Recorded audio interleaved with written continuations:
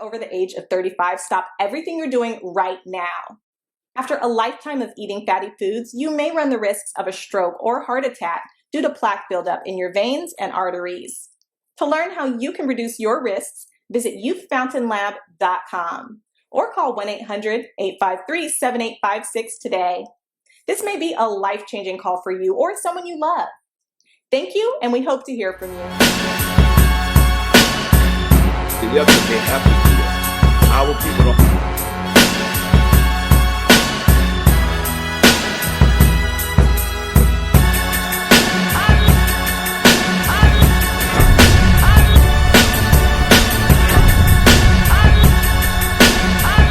Special guest in the building this afternoon. Oh God, we got none other than the legendary Master P on the podcast. How you doing today, family? What's going on, Soldier? Happy to have you. An honor to be here, man. We often listen to you say, man, everybody has 24 hours in a day. And let me be the first to tell you, we spend a lot of those hours trying to get you on this podcast the last 4 years. So it's an honor to have you on here this afternoon, definitely. And let me start by saying congratulations on your new granddaughter. I believe you just had little Romeo. Romeo now just had a granddaughter. So congratulations. How's it feel, brother?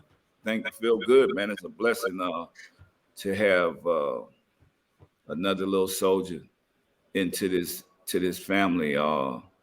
That just let us know that when you do right things, God will keep blessing you, and it's a blessing. Yes, sir.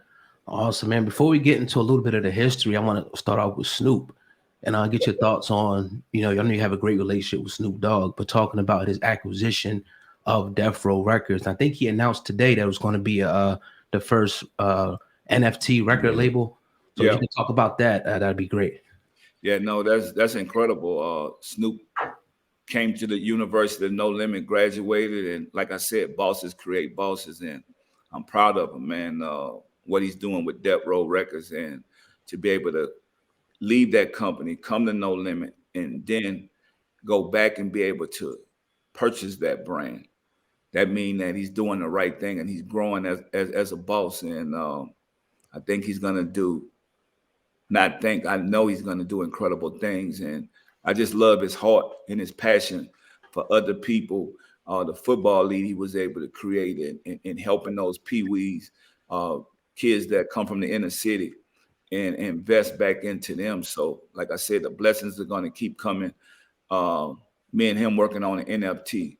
So we're going to do some major things together, and we're just going to keep doing it all. We just did the Rap Snacks, the OG barbecue and cheddar. So Snoop never was on the bag of Rap Snacks, and now he's going to be one of the biggest stars on there. So it's incredible.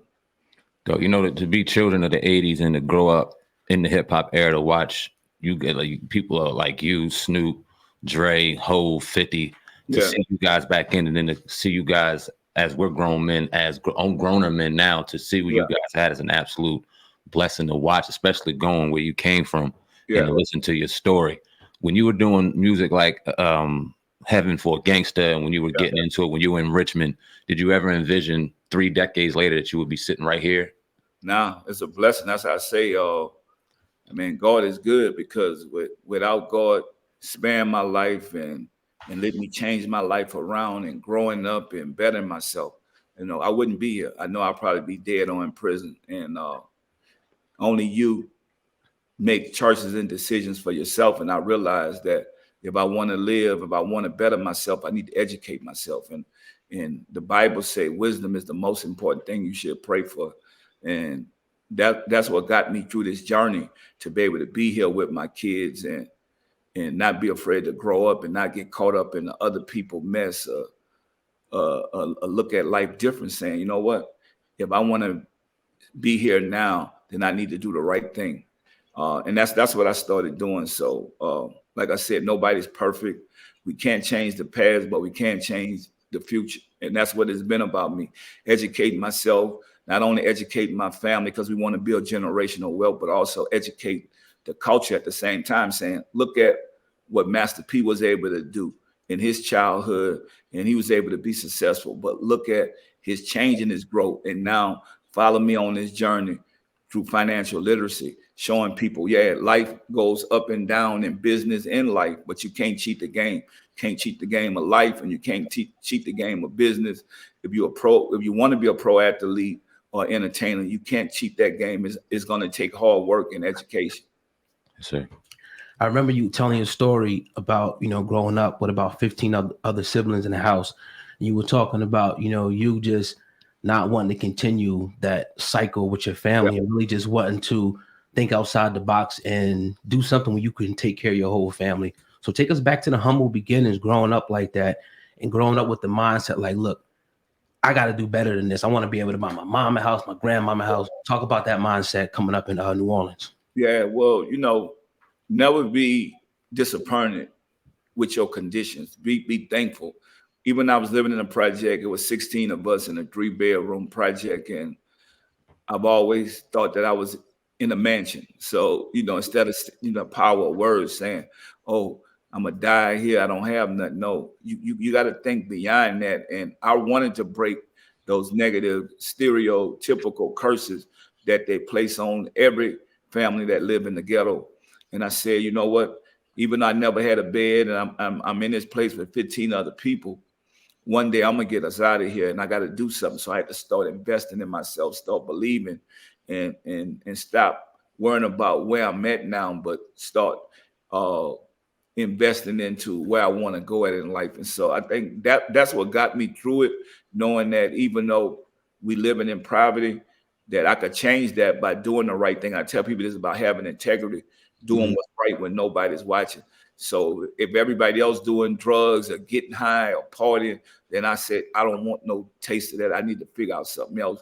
I need to figure out how to get myself up out of here so I can take my family up out of here. And I think that's what changed my life. But I think the most important thing, when I start putting God first, everything else changed. The Bible say he'll take from the wicked and give it to the righteous. And I'm a living testimony that that's what happened. And even if my family member and friends don't get it, I'm about to leave them. I'm not going to sit back here and be stuck because they don't want nothing. They not doing nothing with their lives. I love them. Some of them I'm going to have to give tough love, but I got to go chase my dreams and my goals because I feel like it's a bigger picture for me. And this is not it. I'm not going to end this picture like this. Indeed. I remember hearing stories about how your grandparents were like the staple of your family. Yeah. The same as ours. We cousins, and our grandparents were definitely the staple. And our grandfather in particular, who left a lasting legacy on us and who continues to talk to us to this day. I remember hearing a story about New Year's 1983 when you unfortunately lost your grandfather and how you felt like you as a man had to step up and take over and went to basketball. Talk about your grandfather and what he meant to you back then and what he still means to you now. Yeah, my grandfather was the backbone of the family. He was the strongest man in the house. He took care of his family. He loved us. I mean, he took his Social Security check and got me into Catholic school in the hood. And I love him for that. He was a soldier in the military.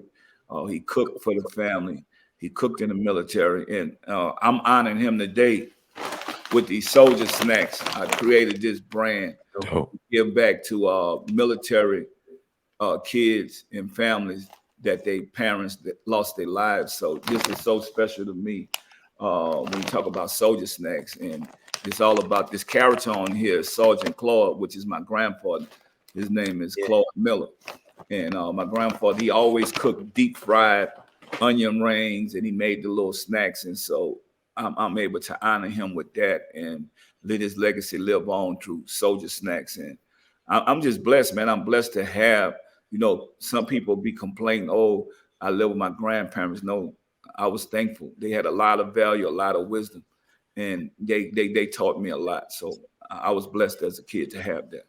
Indeed. Right. So, you grow up, going to a private school, and you realize one of the things that you're going to use to take you and your family out the hood is basketball. Yep. Talk to us about that when you started playing basketball and how that passion developed.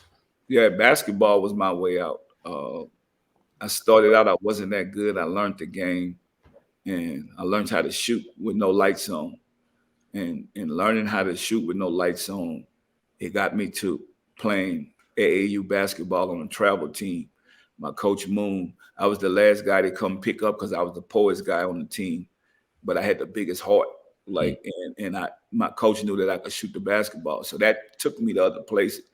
It even took me to Puerto Rico And to be able to go to Puerto Rico and go to all these other different places, I knew that it was something more for me than just the projects. And I think basketball took me on that journey, took me to college. Even though when I got hurt, I ended up back in the project, but I was able to see so much more besides the project. So I think, and when I got into the music industry, I was able to rebuild myself back up and to be able to go play with the Charlotte Hornets and the Toronto Raptors.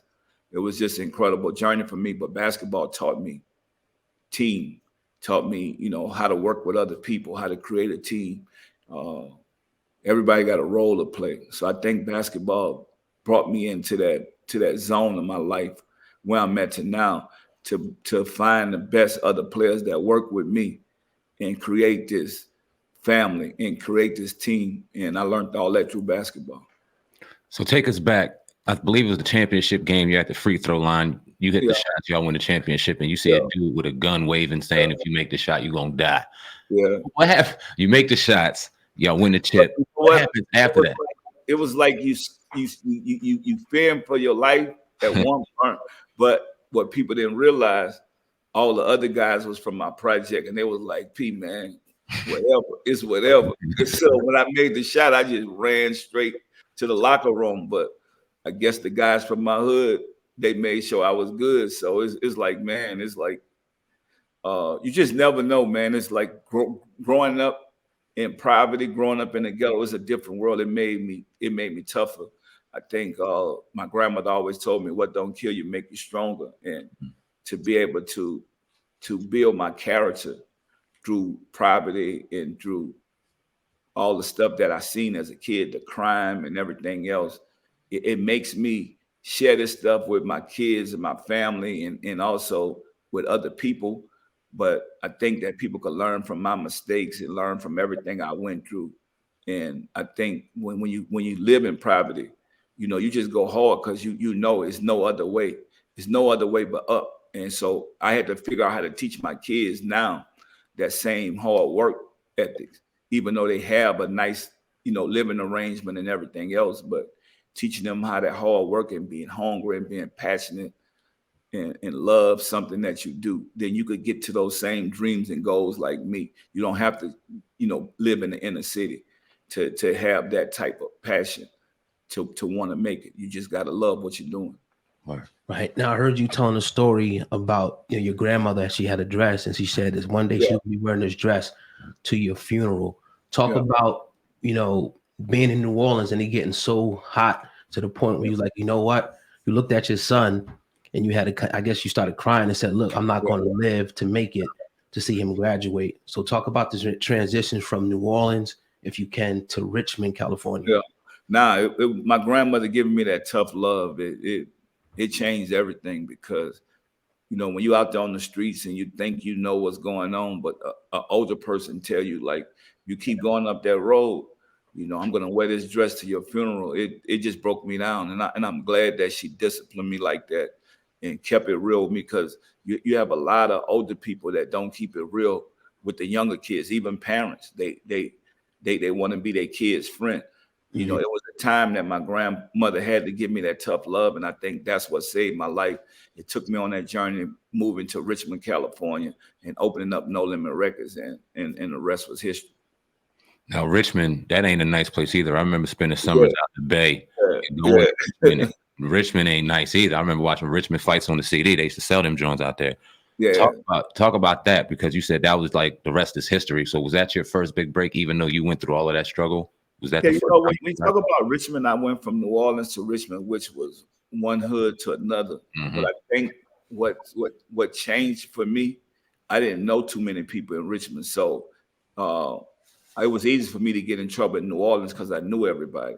Right. I think not knowing the people there and just getting to know people through my business, through my record store, I think it was different from being in New Orleans and knowing everybody. So I was able to take advantage of that opportunity and create No Limit Records when we started as a retail store, but not a music company. And that's why I say the rest was history, because I was able to see Tupac, I was able to see Too Short, I was able to see E40, JT the Bigger Figure. Anybody that had talent came through my store because they needed to get their music out there. So it was a blessing for me to be able to see life from that perspective and not just jump right into the music business. And I think being on the retail side, it made me make more songs than everybody else. I gave the customers more for their money, and I think that's why I was able to create a movement with No Limit instead of just a one hit record deal and be done. Right. So, and to be able to still be able to have fans now and to sell out arenas and do No Limit reunion tour and be able to give all the soldiers their flowers while they're here. I mean, it is a blessing.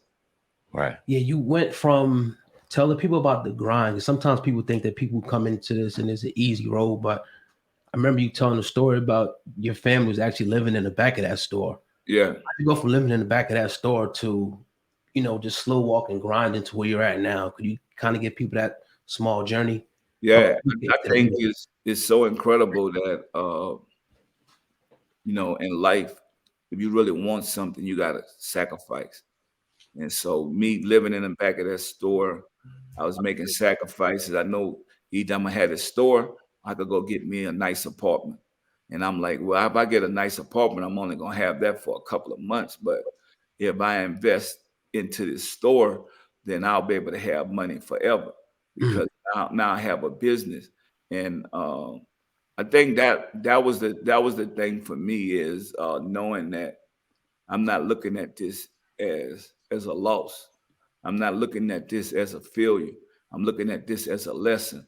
And so me living in the back of that store, now I got to grow and get better, make better decisions and choices, and how I'm going to turn these liabilities into assets. And I think that was the most important thing for me, sacrifice. So don't be afraid to sacrifice. Anybody listening and watching this, don't be in a rush to get to where you're going at, because if anything that happens quick, you lose it quicker.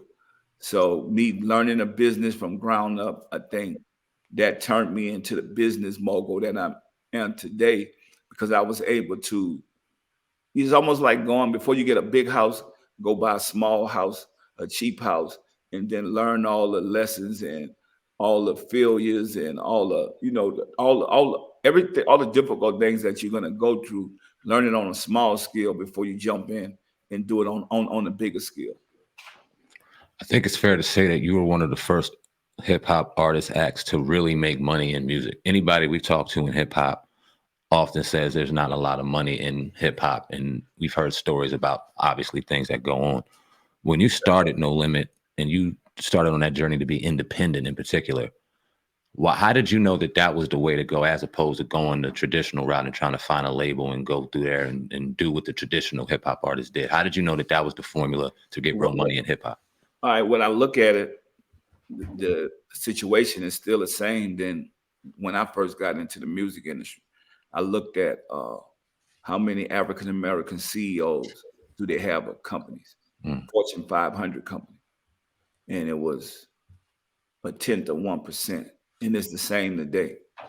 And I wanted to make a change, and I wanted to show people if I could do it, they could do it. I wanted to be thousands of me, and looking at that, that's the only way we're going to change the narrative to better ourselves, is put more people that look like us into these companies. And at that time, music probably was one of the biggest ways to create a brand, and people look like us was putting out songs, but nobody was really getting the revenue that they deserve off these projects they was putting out. I mean, artists are still crying today. They was crying back in the days that their deals wasn't right. Now I'm like, okay, so why go be another artist instead of turning this into an empire and creating your own company? I always was taught that if you don't like the boss, then you need to go be your own boss. You need to go start your own thing. And that's what I did. I just thought that it wasn't enough African American minority-owned record companies, and that was the reason why we wasn't benefiting, because none of us owned it. And I wanted to change that narrative.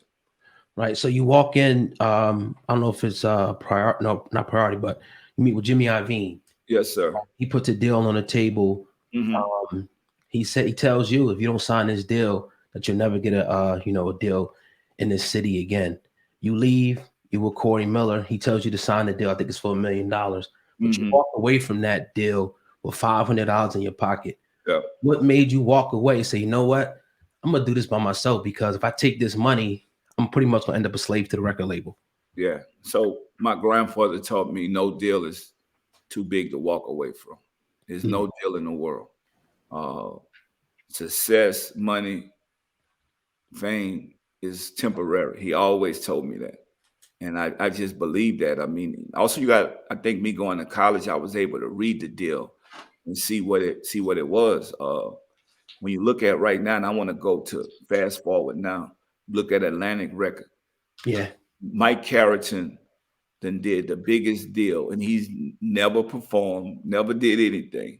This is a white guy that learned the industry from us. He's the only person that came to me to seek information about the music industry. Now, all the other people that we know that's successful, whatever, nobody never came and asked me for advice, to educate themselves on how to do this. This guy came to me maybe 9 years ago and said, how do you do this, this, this? And he was gonna do this, and he asked me that I wanted to be a part of it. I said, nah, man, I'm done with the music industry. But I'm telling you, if you go and put the work in, you can create your own distribution, your own label. And this guy went and did it. I mean, he signed all these major acts and went cashed out with Atlantic Records 8 years later and got $255 million. Now you show me whatever top artist on the Billboard charts right now in 8 years made $255 million and then went back and been the president of the company. So we have to start thinking outside just our talent. That's why I say product outweighs talent. Like if you really invest, if any of these other guys would have came to me as a consultant or whatever and say, Pete, help me on this journey. And you know, I don't have no money right now, but I'll give you 5 or 10%. I'd have been ready to do it. Our culture don't think that we need people. Like, why would you think that somebody been through this for you? I know all the secrets. I could show you that. But I just think this generation just don't get that. And this guy was able to get it. Look what he's doing now. And he's getting a check from the company to help run the company. And so I think, but that didn't happen with talent. And then he went sold the artist back to the label. And that's how he cashed out. So you have to know when to cash out. I think this generation, they only think, let's go get a check from these record companies. I'm saying, no, let's go create opportunity to where we could pass out the checks. And that's the difference. That's the only way we're going to build economic empowerment. And I just think that when we open our eyes up and we have the power, when we at the highest level of our talent, that these companies want to do business with us if we go with the right language, go with the right paperwork, and have the right plan and have the right strategy. These guys are going to open their wallets up to us. And I think that we only can make money in the music industry. I haven't made the type of money I make in the music industry for over 20 years, but I was able to be successful by creating other multi-revenue streams. And I think that's the key to success. We can't just do things one way no more. Because I'm from New Orleans. Once the hurricane come and that wash away, or you get older or whatever, then what? What do you do? You got to ask yourself that. Like, and that's what I did even when I was younger. When I had that record store, I was always coming up with other ways to make revenue outside of the music business. I created dolls. I created clothing lines. You know, I created all these other different things, other business, got into the movie side of the business. So I started thinking outside the box, and I want other young people to think like that, not just walk into these record companies and say, I'm going to sell my talent to you. Then what?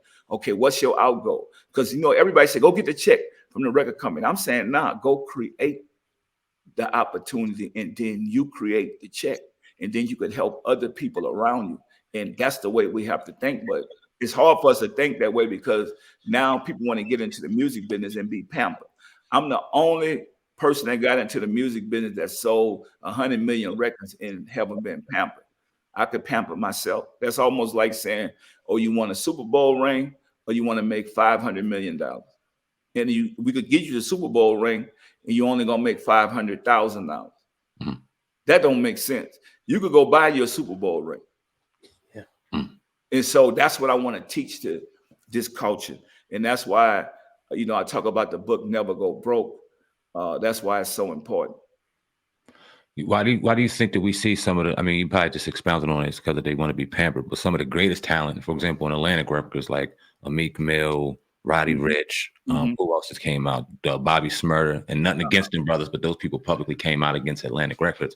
Why do you still think that, or rappers or whoever the case may be, run to these deals and run to that check as opposed to putting their feet to the dirt and grinding and getting that long-term money? Why do you think we still, as a generation, as a culture, do that? Because we was programmed wrong. So it's the people around us, the influences around us that tell you, you made it once you got some nice jewelry and a car and all this type of stuff. But you know how much money those people make off us, off our talent. And I don't think, we have the education to do that. The Bible say for lack of knowledge, our people perish.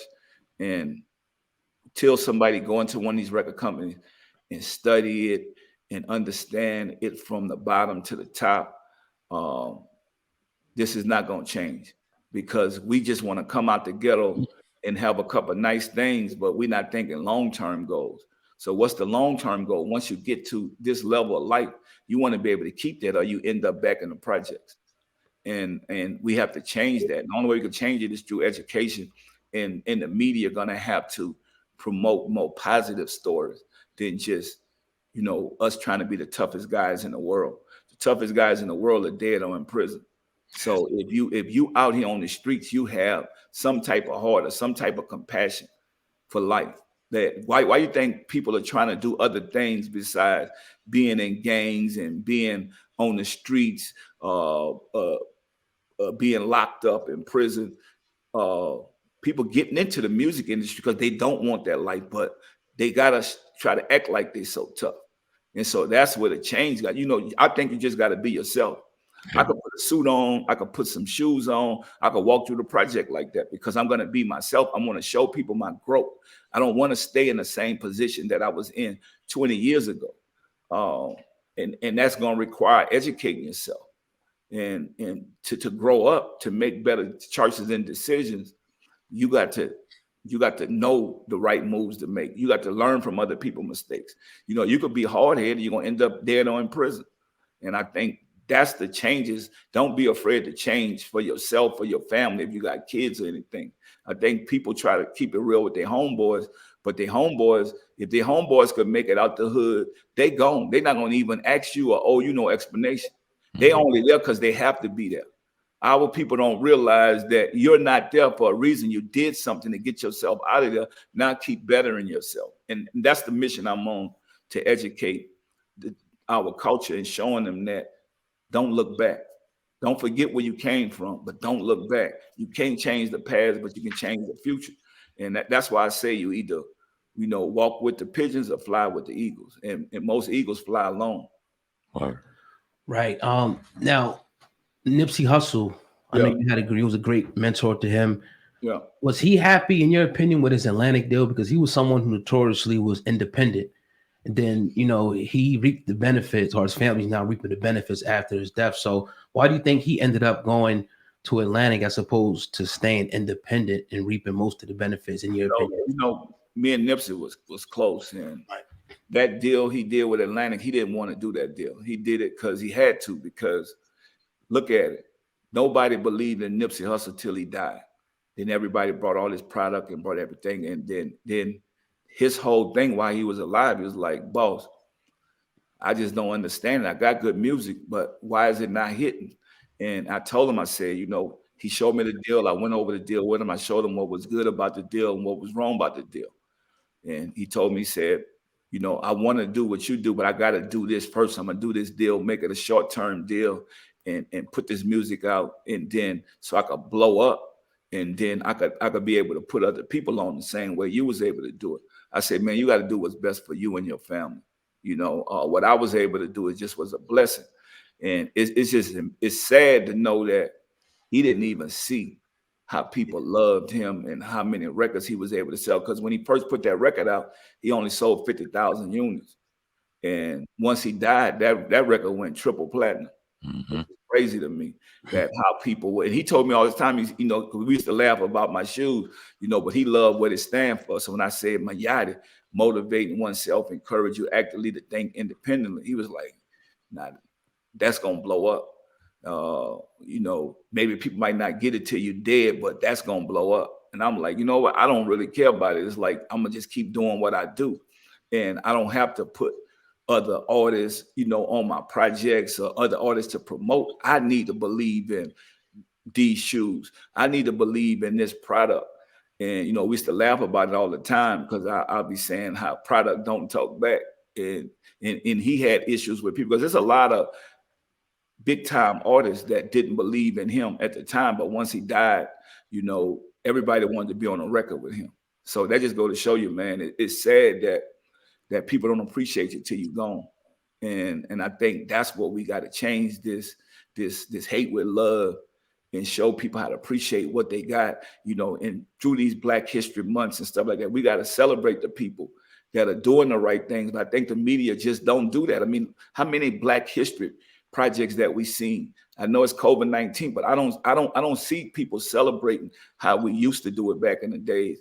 We used to celebrate people that look like us. I know people say, no, we should have this 365 days a year. We don't, but we know we have it now, and we should utilize that to promote the people that are doing right, or the people that paved the way for us in this country. So I just think it's going to take us to make that happen. Indeed. How were you perceived in the music industry during your rise to fame with No Limit? Because obviously you were doing it a different way. You were killing it. You were doing it different than anybody. And the love that you had down south must have been crazy. We always talk about it. If we had that in different places, the places we would go, because we're from the East Coast, we're from New Jersey, and obviously we were born on the East Coast sound and things. And when you guys start coming out here in the wave, it was different for us. We didn't receive it the right way. It was crazy, but you guys already had a buzz, so it really didn't matter. But then when we took it, it was over. Like everything was insane. Yeah. Talk about that. Like, how were you guys perceived in the industry once you really started getting out of the South or wherever you guys were popping and started really getting in other places? So people don't know, like in New York, I was able to take over New York, and it never happened with a Southern artist, because either had to be East Coast or West Coast. Right. Even at the time, the Ghetto Boys was brilliant. Their music was big, but it didn't take over in the East Coast yet, because East Coast people thought that the music was riding music or more slower than what they do. One of my homeboys played with me on the basketball team. His name was Mac. So people don't know, I used to come to New York all the time and put my music in the clubs, and I'll be putting up posters. I'll be in Harlem, I'll be in Brooklyn, and people be like, man, is that you? I say, no, man. I work for the company. I'll be putting up posters. So I was out there in New York, man, hustling, putting my own posters up, and it just caught on fire, man. Body caught on fire. And I start realizing that this is bigger than just a South thing. And that now, by me being myself, this is catching on worldwide. And I just think you just got to get out there and go do it.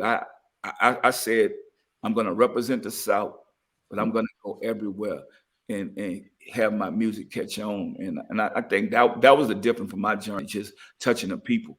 And I feel like we created a movement, because, even in the East Coast, my music had got so big where everybody was wearing camouflage jackets and bomber jackets, camouflage, everything, like they was on it. And that's from, I think, me getting out there, touching the people. And I think people don't realize, I think my first show was in the Midwest, was like Cincinnati, my first real show. And I was down there with a guy named Fresh. He was a DJ at the time. And my music caught on like that in the Midwest by me just going out there, being out there, touching the people. And I think it's a difference, man. I think a lot of people now, they hiding behind these computers, but you got to get out there and go touch the people if you want to create a movement. Definitely. Now talk about, as you guys call him, Little J.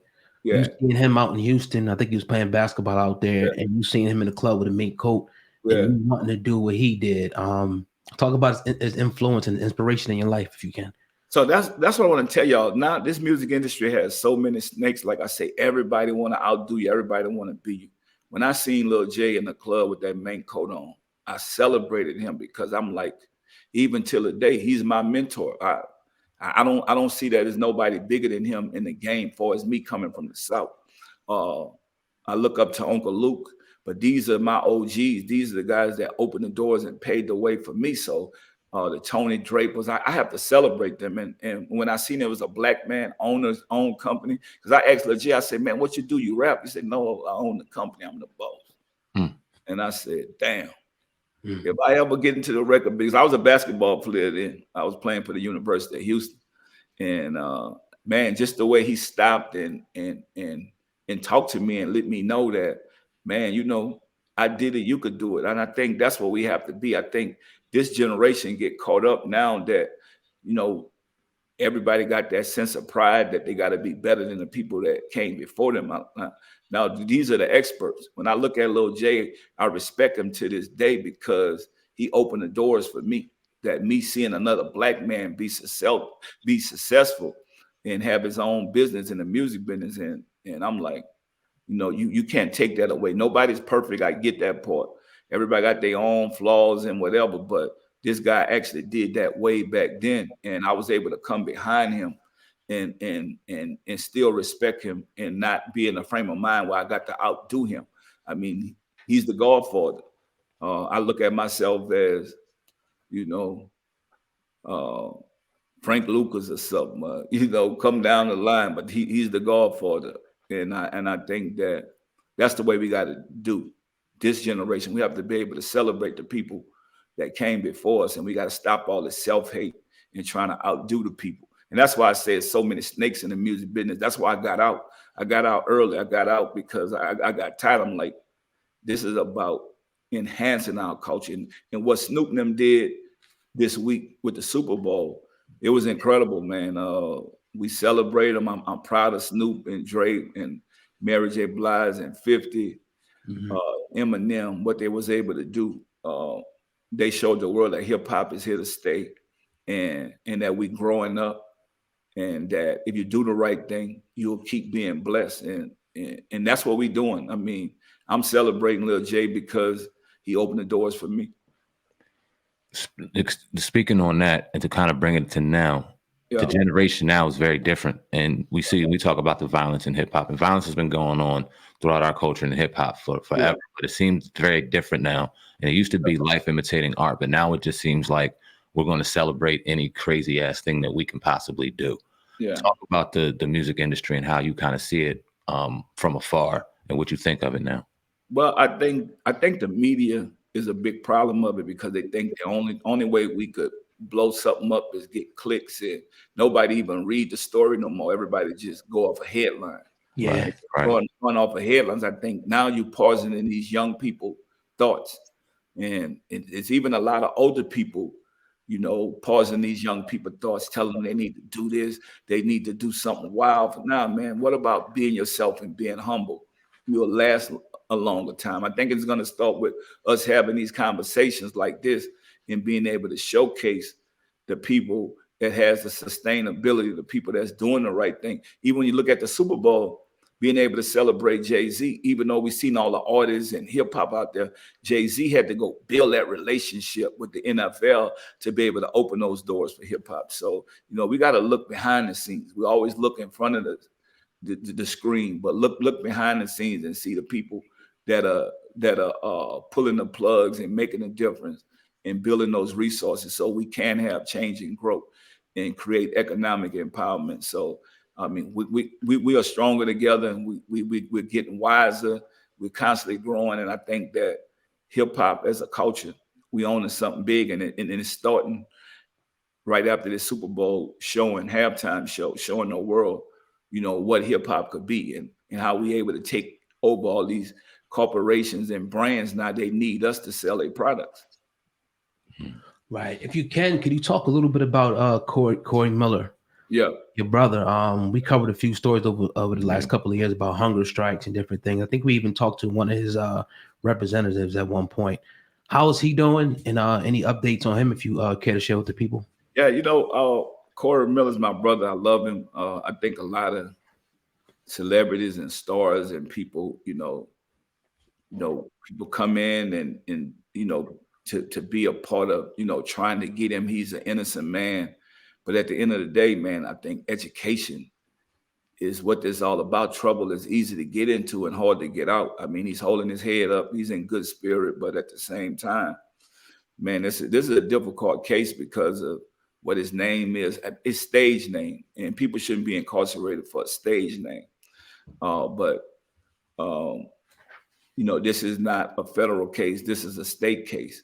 So you have to build relationships with the governor, with people inside Louisiana. And I think that a lot of celebrities and entertainers, they don't understand that.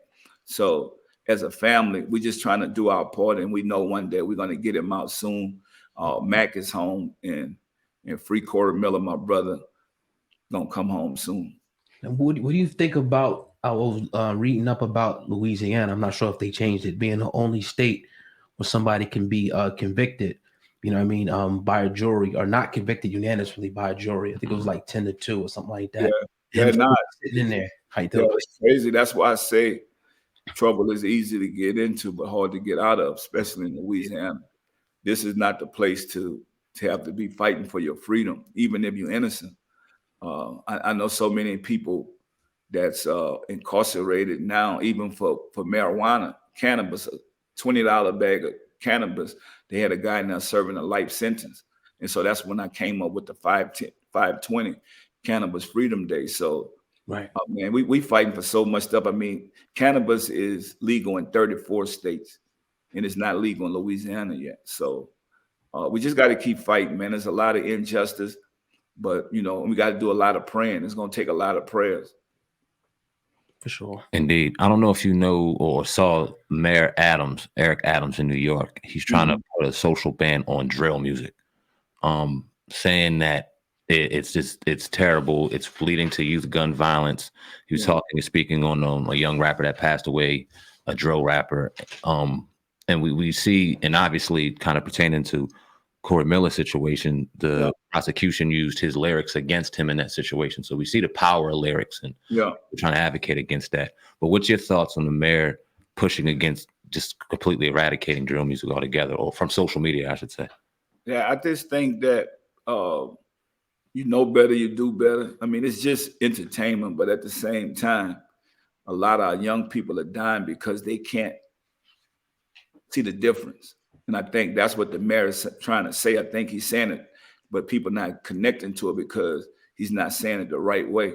I mean, people are dying, and we have a lot of followers now to where young people are not being able to see that this is entertainment. If you look at what Scarface and that movie did for us back then, it turned a lot of people out, but a lot of us realized that this was just entertainment. And I think till we get these young people to realize that this is just entertainment, these guys are not living like this every day. So when you see that music, you thinking that you have to live like that. And it's the other people that are committing the crimes. It's not the artists that you're seeing. The artist is using this as entertainment to make it out the ghetto. But at the same time, the younger generation is brainwashed by this, whether it's blacks, whites, Latinos, or Asian. They don't really want to live that life, but they want to wild out. And when they get caught up, they don't realize that it was just entertainment from an artist. And so I just think once he's able to explain what he's trying to say, I think that people are going to see, he's trying to save lives. But at the same time, I mean, we have the freedom of speech. We have the freedom to create any type of music. This is America. So I don't think it's going to stop that. But I think that people have to start being responsible for their own lives and stop, pointing the fingers at other people. And I mean, I think as a kid, I watched New Jack City, Scarface, so you can want to be Tony Montana. I mean, Scarface shot up the movie. I mean, he got shot 100-something times, so he was shooting with the machine gun. Did they mean that we wanted to live like that? The people that's going to take it and take the negative part and get brainwashed, they're going to do that anyway. They could go watch a Disney movie and do that. So, but I just think we got to stop pointing the fingers and finding excuses for people. We are dealing with mental illness in this country, but I also think that parents have to take accountability. When my brother died at 19, You know, my parents had to take accountability for it, not just like, oh, well, we're going to blame it on some music or blame it on that. No, let's blame it on reality. If your kid's in the wrong place at the wrong time, doing the wrong stuff, uh, they're going to eventually get into some type of violence or trouble or even death or go to prison. So I think as parents, when we spend time with our kids, we got to show them that this is just entertainment. Like, you don't have to live like that. Like a video game. They're not going to play in the video games because, you know, we got Grand Theft Auto. We got it real. And some kids done died from that, trying to mark that. So, but, you know, we have to sit down, hold these conversations like the mayor is doing. And we got to come with some type of happy medium or put some type of advisory on this product. But I don't think these kids gonna stop it. It's gonna make them go underground and do it even more. So yeah, we got to spend time and educate the next generation. Yeah. Now, Jay-Z, Meek Mill, and a few other rappers a couple of months ago, they're trying to get a bill passed in New York to kind of add on to what he said, you know, to ban rap lyrics from being used in court. Being as though your brother, Corey Miller, his lyrics were used, you know, to paint him out in court as a bad person. How do you feel about that bill being passed in New York and obviously going around the country? Do you support it? Are you against it? Yeah, I think it's good, but I think that we have to grow up as people. Yeah. Because if you don't grow up, no matter what bill they pass, like, you got to want to do right. The only reason I'm still here because I decided to do right for me and my family. Now, if you know, my lyrics, they could say whatever about me, about my lyrics. That's my past. I can't change the past, but I can change the future. And I realized that if I have lyrics like that, then I'm living on eggshells. I got to do the right thing 10 times as more than somebody else. Are you going to end up getting caught up for whatever? But I think when people know your heart in the right place and you do the right thing, I think whatever somebody tried for evil, God will turn it for good for you. And I think that's what my life is at. Like, none of us is exempt from pain. So no matter what, even if you defend yourself, if somebody come in and try to do something with me and I have a gun that's registered and I defend myself because of where my music comes from, people are going to stereotype me by it.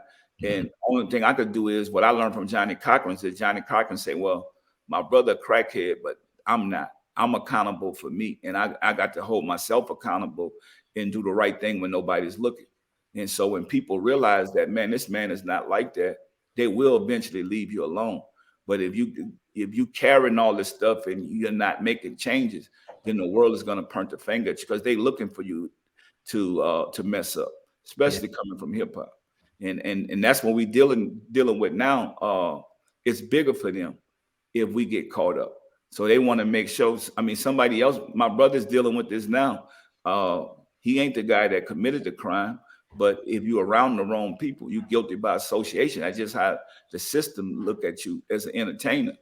And I guess those lyrics, the same thing. People look at that too and say, well, if you got that in your lyrics and your music, then you live in that. I mean, look at Mac. Mac was a living example to where that murder, kill song he made. I mean, he could be talking about killing the game, but once you get into court, you know, but I think too, you got to police yourself. So you know that you're a target. And so what you need to do is do the right thing. And that's the only thing I'm doing. I'm not perfect.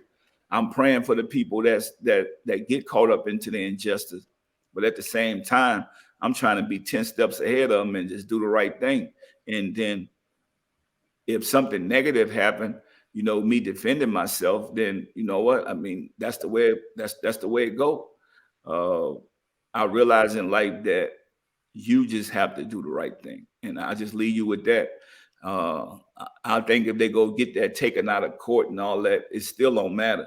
I think every individual is going to be held accountable for themselves. And I think it's a great start. But, you know, I don't think the world going to judge you by your lyrics. At the end of the day, they're going to judge you by your action. Yeah. If we can, let's talk a little bit of business, man. We had James Lindsay on a couple of weeks ago. You know, your co-partner in Rap Snacks. Let's talk about Rap Snacks, man. How's that going? And so Rap Snacks, y'all see, come on. Okay. First father and son. Dope. Snacks on the bag.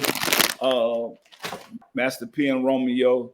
I mean, me and James is like brothers, you know. We got rap snacks. I was able to create soldier snacks now, you know, to help military families and their kids.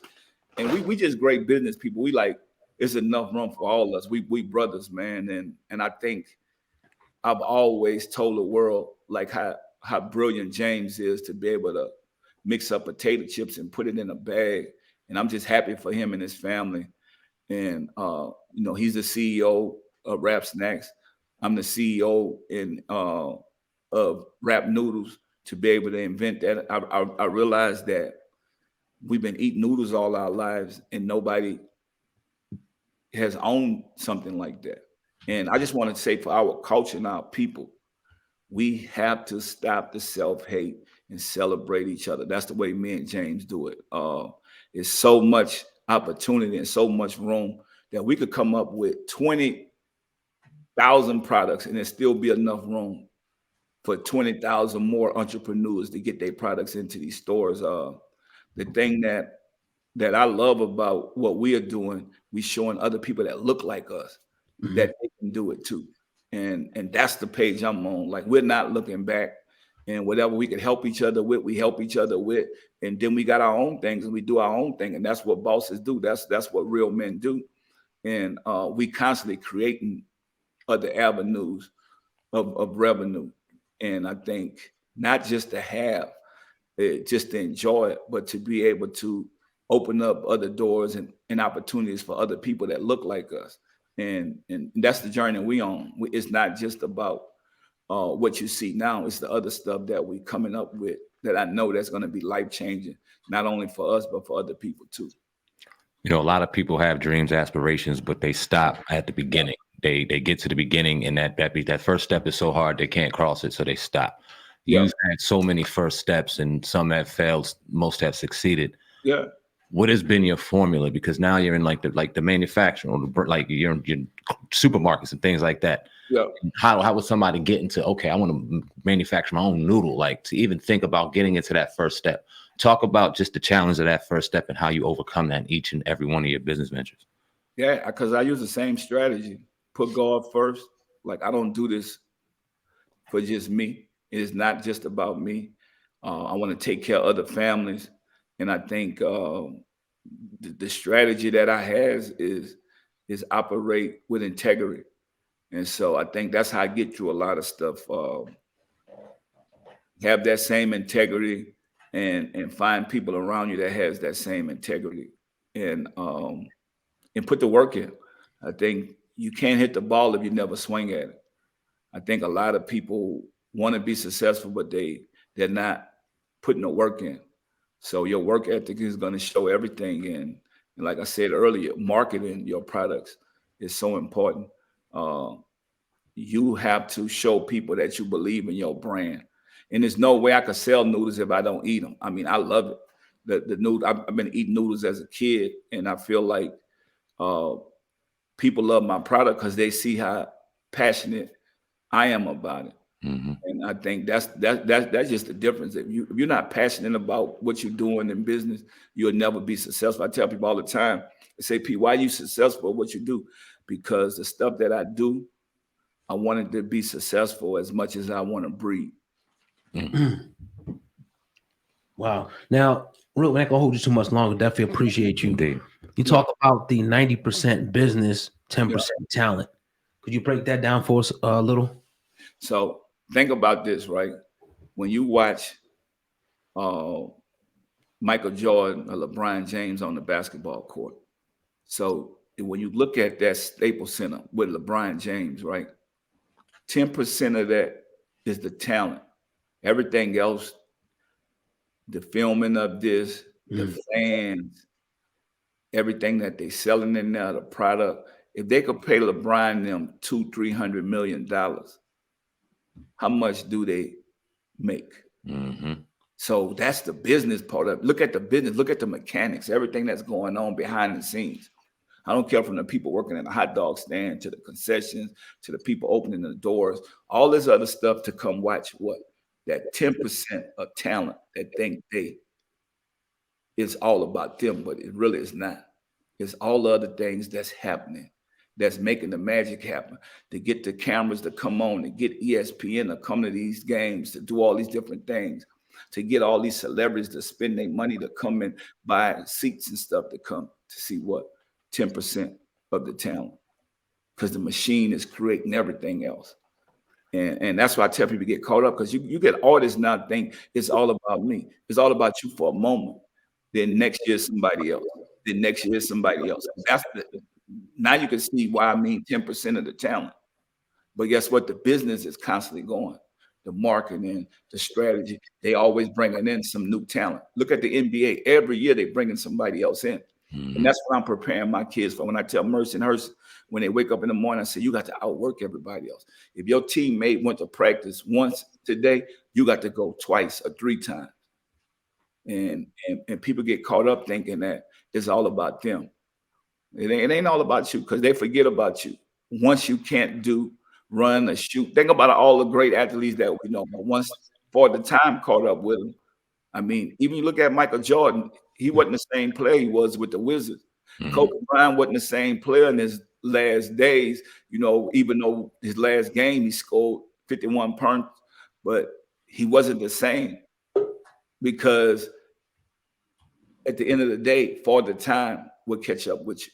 And that's why I say, I mean, even in anything we do, 90% business. Every corporation, whatever they putting out there, that little small piece of what it is only make up 10% of what it took to get there. Like we talk about getting product into the grocery stores and all these other things, because that's the hardest thing in the world to do.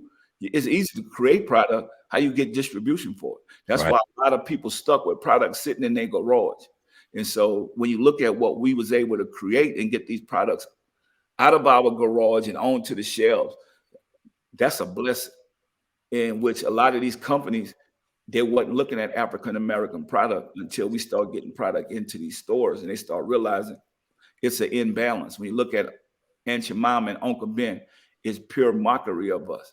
So think about it. They created a multi-billion-dollar business off models. Aunt Your Mama and Uncle Ben was a model. That's why I say 10% was putting those models out there, where the other 90% was look at the money they made in the advertisement and all these different things, because we think it's all about our talent. They're going to find new talent every year, every week. Think about it. College is already looking at other high school players. Why you might have the top superstar there. The NBA already looking at the next draft for next year. Why this year draft just getting started, they're not going to be rookies next year. It's going to be bringing in a whole new 23 draft picks. And so you can't get caught up in with your talent, like thinking that, you're going to make people do all this because you're a talent. Talent come and go, and it only make 10% in a business deal. Indeed, we definitely appreciate your time. It's been a true honor to sit here for an hour to speak to you, man. We understand money, time, and it's been an honor. I got one more question. It could be brief. Agent Johnson, he passed away some time ago, but it recently came out, his cause of death, and we all heard it. I'm not going to sit back and talk about it here, but what was your thoughts on AJ Johnson? How do you feel about his passing? Man, he was a great person. He made everybody laugh, but he dealt with things like when you talk about, alcohol abuse and stuff like that. We don't want to talk about that, because we want to remember our people and how it is, even drug abuse, all these different things. We have to share this with our culture and our people if we want our people to live longer. And that's why I say knowledge, information is so important. Education is so important, because we're not even educating ourselves. Health is wealth. Everybody talking about money, but health is wealth, because we could have a lot of talented people still here if they just fixed a couple of things that they needed to fix. And I think it's because of lack of education. Indeed. Yeah, definitely got Master P on the Hip Hop Uncensored podcast for the first time. Hopefully it won't be the last. Please, if you can, drop your social media, any last message that you got for the people. The floor is open. Yeah, I mean, y'all can find me at Master P. And, I did it. Y'all could do it. Don't look back, and put God first. Anything is possible.